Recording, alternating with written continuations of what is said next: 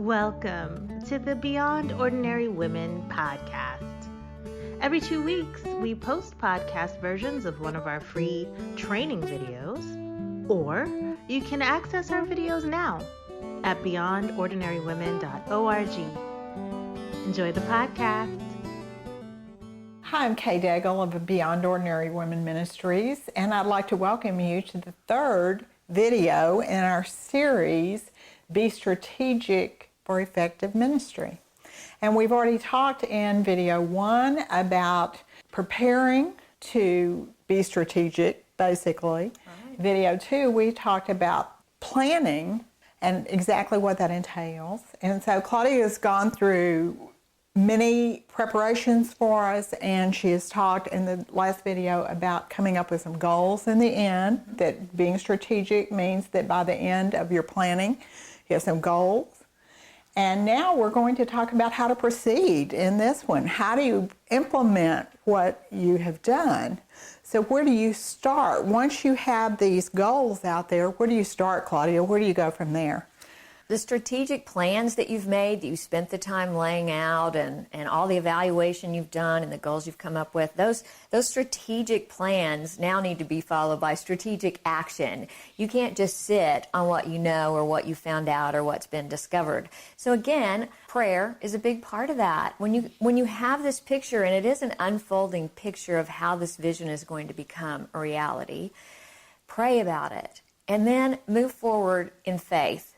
Don't get stuck. It isn't going to be perfect, You just need to feel like, okay, I've prepared well for this. I've prayed about it. I've evaluated. We now have some goals. And so now what we need to do from those strategic steps that we've come up with our goals, a strategy of how to reach those goals. Now we need to look at what are the action steps? What is it going to take? Specifically, who and what resources to get us to accomplish those goals that we've set out to do.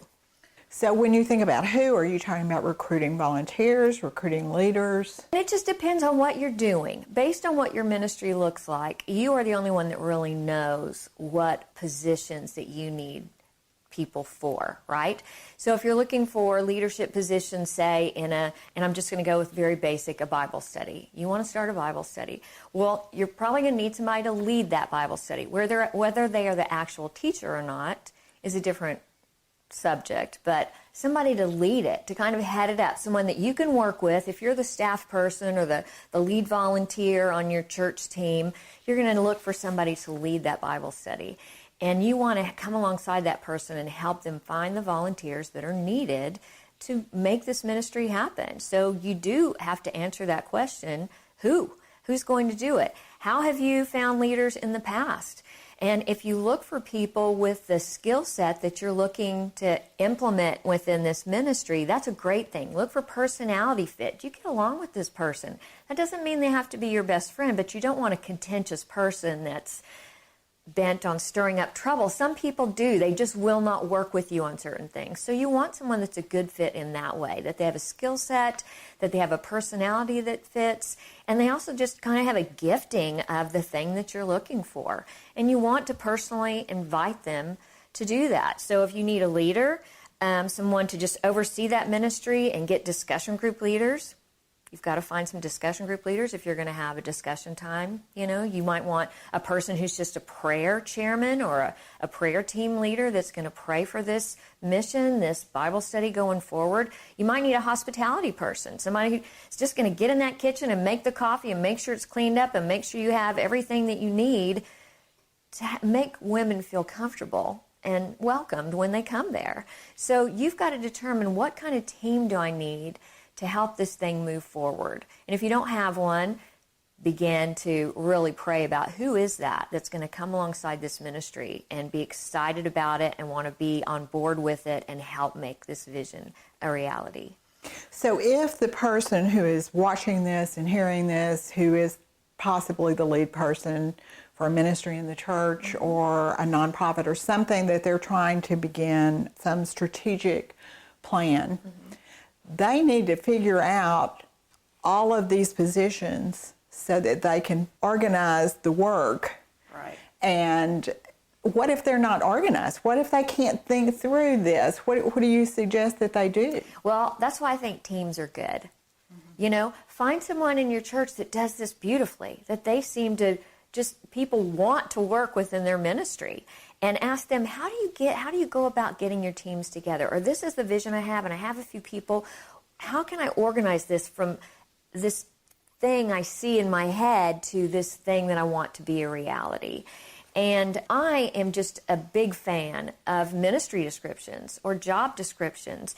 That helps me be more organized. It helps me understand, okay, I see why we need these different positions on this team. Not only is it just a need to fill some positions, but if you see yourself as training other women how to do ministry, you want to always be giving away ministry and teaching women how to do these things. So you want women to come alongside you.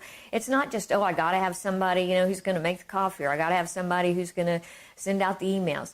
It's people that come alongside one another and really shore up our weak areas. And you have just this great team of strengths where you're helping one another and you're making ministry happen. So I would say if you know a position that you are going to need that's key to your ministry, start thinking through, what would a ministry description or a job description look like for this person? What exactly are the things I want them to do?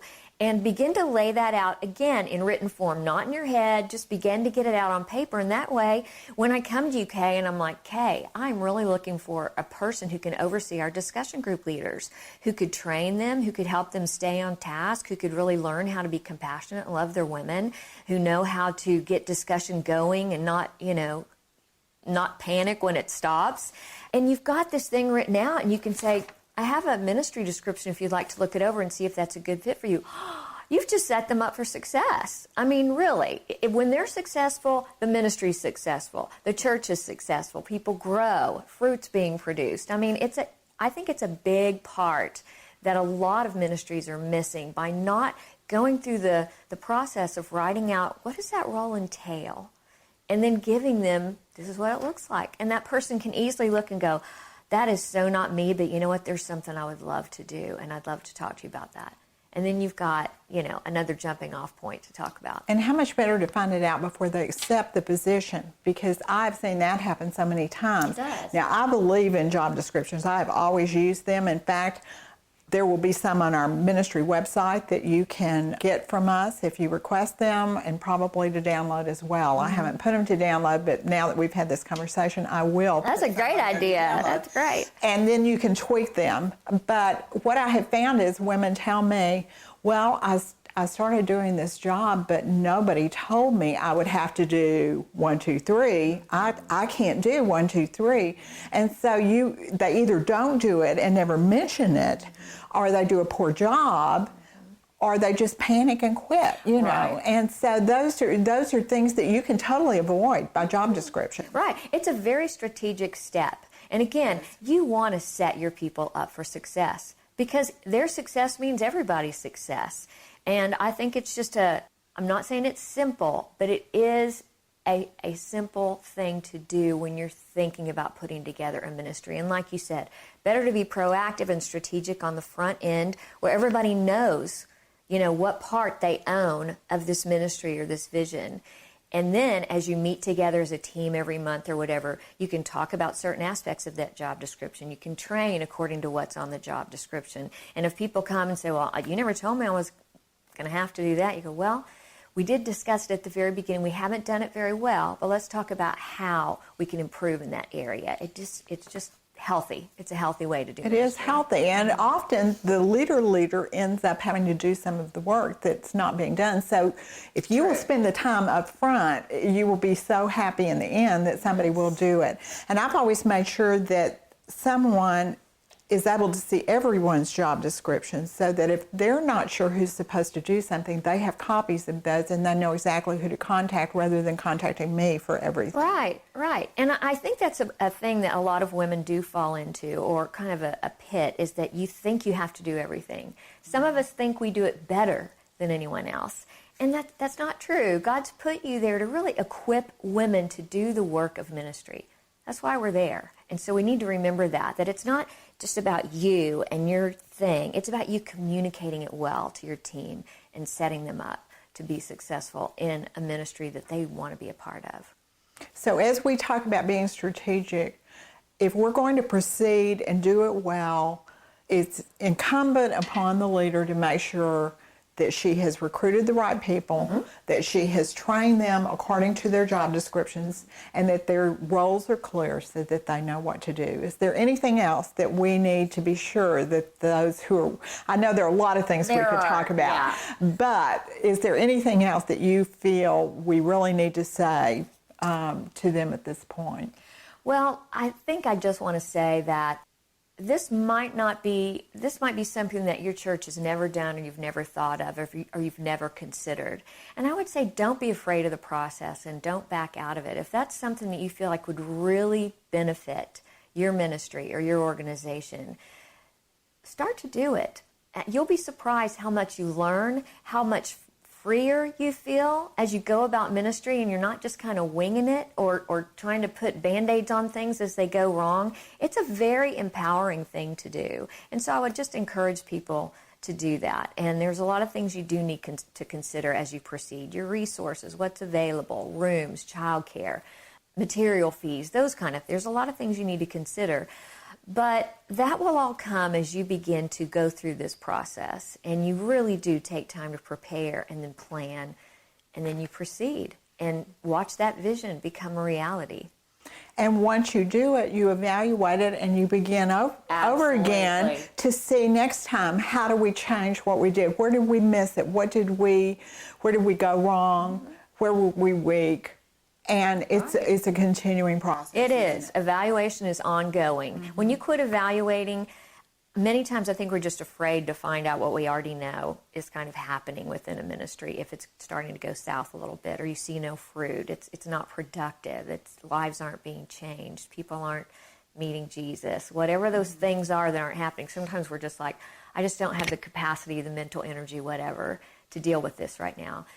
But you'll be glad that you kept evaluating and you surveyed maybe the people that are coming to your programs or events and just getting that feedback. It's healthy.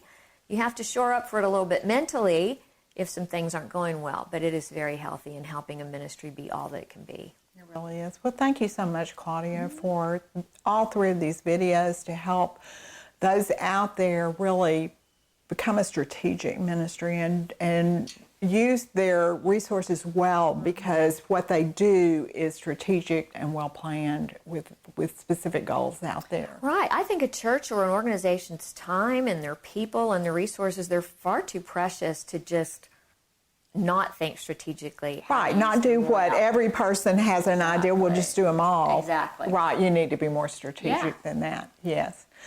So be sure and go to our website. Claudia is going to put some articles on our blog there about strategy, goal. You can look them up through those terms on the blog and find them, or you can use her name and look up the blogs that she has written.